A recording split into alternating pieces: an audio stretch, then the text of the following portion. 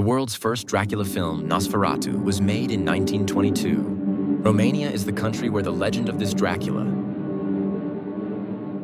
a favorite theme in Hollywood, began in 1922. This is a beach called Mamaia. It is the most famous place in Constanta, Romania. Constanta is the most beautiful beach in Romania, widely spread along the Black Sea, and is well known as a vacation spot in Europe.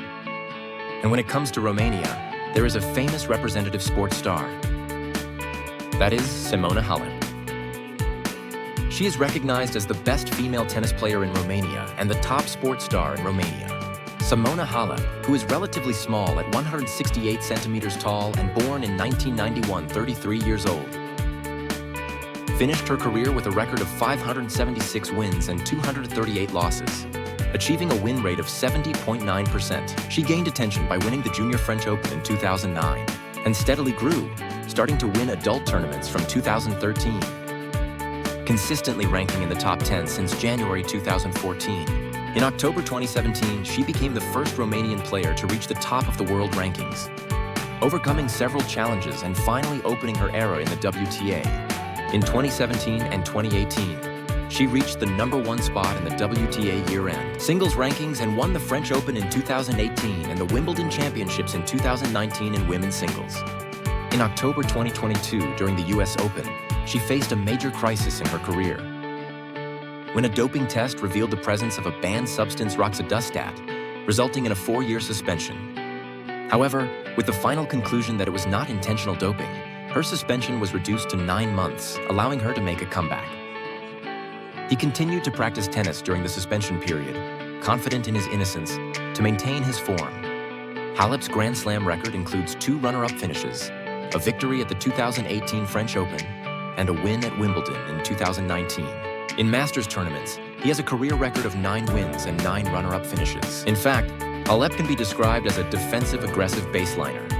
She is a diligent type of player who primarily relies on her quick feet and anticipation to defend, causing her opponents to make errors and earn points. In particular, her topspin returns that frequently land near the baseline are a powerful weapon that leads to her opponent's mistakes. However, he is definitely not just a defensive player. He has a powerful ground stroke that can deliver a winning shot when needed. Like Djokovic, when the opportunity arises, he can create winners using strong cross-court, down the line, and flat strokes. One downside is that due to his small stature, he's not very strong in terms of stamina. So as the tournament progresses, he tends to lose energy, resulting in a lower first serve success rate. If the match gets delayed or extends, he often shows disappointing performance in the second match. And when the opponent breaks the game and gains a scoring advantage, it is common to be broken back in the very next game, which seems to be due to carelessness or mental issues. In particular, one of the reasons for the rapid improvement in skills was the breast reduction surgery, making her a player known for reasons other than just her talent. Since she had large breasts from her junior years, she suffered from injuries to her waist, back, and neck due to their weight, leading her to undergo reduction surgery at the age of 18 in 2010. Since she was also a representative image of Simona Halep, fans even conducted a survey opposing the reduction surgery. Perhaps because of this, Halep was freed from chronic injuries after the reduction surgery, allowing her to improve her performance and successfully establish herself on the adult stage, ultimately growing into a top-ranked player in the world. Simona Halep may have a relatively small stature and physical strength, but how did she become world #1? It is not an exaggeration to say that Halep's keyword is unconditionally passing through. She is a player who finds small gaps and creates decisive shots within constant connections, thanks to her predictive ability, quick feet, and strong upper body maintenance. Simona Halep was a diligent type of player who overcame her weaknesses while maximizing her strengths. The players mentioned earlier, such as Andre Agassi, Diego Schwartzman, and Jasmine Paolini, were diligent connectors, meaning their main weapon was to just get it over.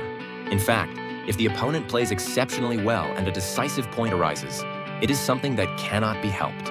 However, if you frequently allow chances to your opponent due to self-blame or poor defense, it will be difficult to expect winning or developing tennis. First of all, the essence of tennis is that a chance is given only when the ball is successfully returned. Just get it over may seem simple and could be dismissed with a "what nonsense." But it is also the most important phrase in tennis. Today's protagonist, Simona Halep, had conditions close to disadvantages, lacking a strong serve, a powerful forehand, a large physique, or exceptional stamina. But she became a strong defensive baseliner with diligent consistency. In other words, a player who built a world #1 career through simply getting the ball over. As shown in the video now, this is evidence that you are running more than your opponent. Now, at this point, how can our club member learn Halep's unconditional passing technique? As you can see in the video you are watching, it demonstrates the fundamental take-back technique.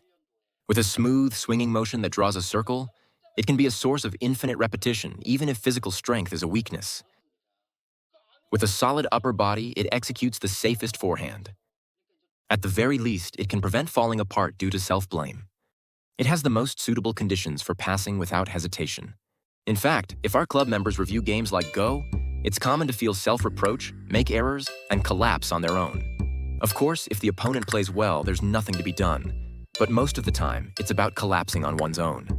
Even if you demonstrate the unconditional passing technique, if the opponent's pressure is heavy enough to allow a decisive shot, then it's a lesson learned. At the very least, if you can play a game without self-blame, and if unconditional passing is possible, the outcome of the game will be completely different. To achieve this, you need to equip yourself with everything necessary to have a solid upper body and quick movements, just like Halep, the players. We need to check ourselves now to see if we are maintaining a solid upper body in a T shape while doing the split step and footwork. Last time, I mentioned how to use a pedometer through the video titled Flow with the Rhythm of Tennis. It's necessary to assess how much more footwork you are doing through the pedometer. What is clear is that, as shown in Halep's match performance, she moves more than her opponents during the game. When you maintain a solid upper body while moving more, you will execute flawless movements, and at the very least, you won't lose the game due to self-blame. Like an infinite loop, the split step and light footwork, and having a sturdy upper body that maintains a T shape completes the unconditional passing technique. Tennis is a sport that embodies the simple truth that small differences can lead to big differences. Even if it's just a short wait for your turn on the court, let's try to follow Yannick's practice for a while. Today, please hit subscribe and like all at once. TennisGo story.